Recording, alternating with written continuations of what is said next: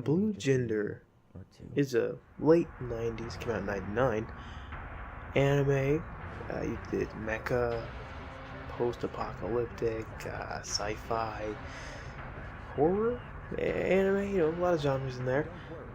And 99 was a good year for anime, by the way. Pretty good year for anime. But anyway, so my history with it is that I owned, I don't know, like two or three, it was three, Dragon Ball Z tapes, and it was Dragon Ball. It was a general town, Goku fought him and then tried to claim that town. Anyway, so, sorry, so they had the trailers for Funimation product, stuff that Funimation had the rights to, basically, before, right? That's generally how they did it on the tapes. It's weird to think about that now, but anyway. And so, it was this weird commercial I'd see before all the tapes where, well, it was like this green film it looked like people were in, and, all this weird, like, the music was intense, and everything seemed kind of like frantic. I don't know, like, it was kind of creepy, and I always thought it was weird before, like, a lighthearted show like Dragon Ball, But, it stuck with me. Even though I forgot the name for a long time, I still could, like, recall those images, like the flash, like how the whole trailer was done. I could recall it pretty well. And then I played Muv-Luv Alternative. Now, Muv-Luv Alternative basically ripped off the Hive thing from Blue Gender. Maybe Blue Gender ripped it off from somewhere else, I don't know. But Muv-Luv Alternative definitely ripped off the Hive thing from Blue Gender. Okay, let's just be honest here.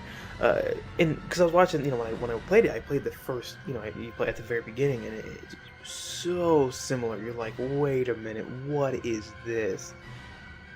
Because I'd never seen, the actual show. I'd just seen the trailer, and even that, I was like, this seems really familiar. Like this whole scene, like they're seeing in like night vision, and they're in this place, and it looks really familiar. And then, they get attacked, and I'm like, all this just, it kick-started my memory a little bit, and I'm like, oh, right, that commercial, that trailer I saw when I was a kid. What was that show called? And it took me, like, weeks where I was just constantly thinking about that, like, what is that? What is that? I don't remember. Anyway, so I eventually found out. I don't remember how. I think I found some image, and then, reverse image search it, and went, yes, finally. But, it's called Blue Gender, right? Even the way they say the title in the trailer, they're like, they say it all quiet, kind of, so you can't tell, but so it's even harder to remember. But so I decided to watch it, and it was great. And it was great. That's my review. It's great. No. So basically, the first episode, I'm just gonna take you through how it works from a storytelling perspective, and how it uses its medium to its advantage, I guess. Blue Gender from Funimation Productions. Look for it on VHS. So it starts off, and you see guy loading cocking a gun, and then you see two mechs kind of scanning or something this building. It cuts to this guy in like a void, okay, and he's like, there's like this glowing red thing behind him, and he's connected to a bunch of wires. And then he starts to hear, you start to hear sound, like these people talking, and they're not saying it, they're saying, like, it sounds all military-ish, You're like, okay, whatever. And then, he cuts to him, like, sweating with his eyes closed until you realize, okay, he's asleep, something's happening, he's starting to hear noises, basically, he's waking up. And then a monster shows up. Like, he wakes up, right, a monster shows up, and it totally destroys those two guards, or guys, whoever they are. It wrecks him. And then, so he gets slammed out of the way, basically, because he's in this, like, capsule thing.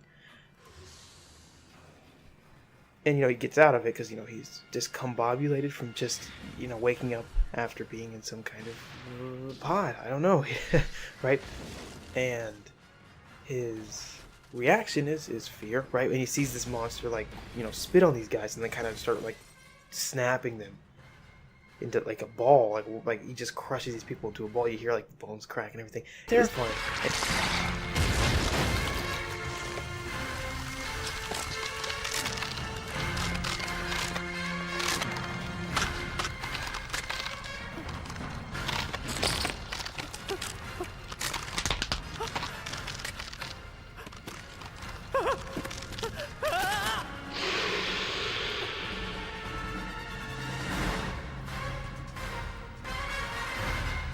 And he pees himself, which, hey, that response makes sense in this context, right? The person in the mech, it doesn't look like a person, looks like a skull monster, so he runs, I guess. So he runs, and he basically runs back to the place where all these other pods are. And it seems like this is the place maybe where he was taken from, which, whatever. Or around this place, at least. And he sees the room is covered in like this green slime or something. And he sees, he starts to have a flashback, right? Which is where we get our first kind of history on the character. Like, we don't know anything about any of these characters so far. We're learning about this guy. Great.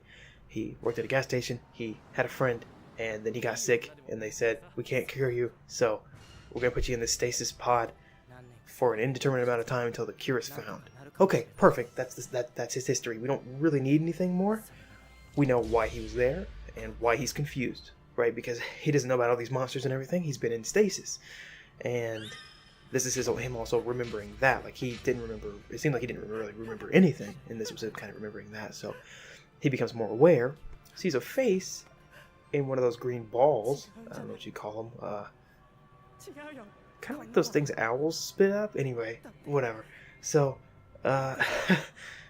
he actually reminds me of Killer Clowns from Outer Space. You ever seen that? Like those cotton candy things that they keep people in? They stick straws in. Anyway, so he screams because he recognizes one of those faces, which makes this a little more real for him, you could kind of guess. Which causes more monsters to show up, it attracts those guys. And then the mech shows back up, right? So there's like 4 of these monsters and the mech, and, they're kind of facing off. He runs, again, of course, right? And the mech's trying to, fend all these off and, does a pretty good job. One of the monsters basically knocks something into her face, and we find out it's a human, female, I guess, right? It's a girl, it's a person, and not like a monster. So he's starting to recognize, okay, this is a person, they're trying to protect me, this is a monster, I should get away from that. Okay, he's learning, great. It's very basic learning, but hey, it works. So he tells him to, kind of hop on, and they kind of speed out of there. And then another monster shows up, and it kind of has her on the defense. She needs some help, so another guy comes in with his mech and starts beating the monster. I guess they can't waste ammo. Maybe she's a really good shot, and nobody else can have a gun. We don't really know, but we just know he doesn't have a gun, and he likes to punch things. He's really excited. He's frenzied, it seems, almost.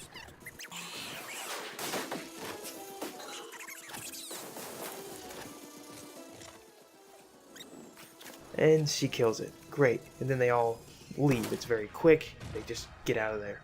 And then, out of the building, and then someone else goes over and sets bombs everywhere. Right. And so all the speech we've heard so far, besides the flashback, has been this mission speak. Basically, they're just all like, go here, get the thing, put the bombs down, leave them a present, whatever, right? And nobody's really talked to this main character. Well, we find his main character later, but to this character who's, the one person kind of out of place. And so that's like all we've heard this whole episode. Just the flashback and then just this mission speaks. Like the first real expository dialogue we get is at the very end of the episode. It's the last line of the episode. It's the last 2 lines, I don't know, of the episode. And it works so well because so far nobody's really acknowledged this guy. They're getting him for some reason, fine. But like they've just been talking to each other, getting things done. And now they look right at the guy. ここはどこなんだ。それにあの怪獣みたいなのは一体。あいつらはブルー。私たち人類の敵だ。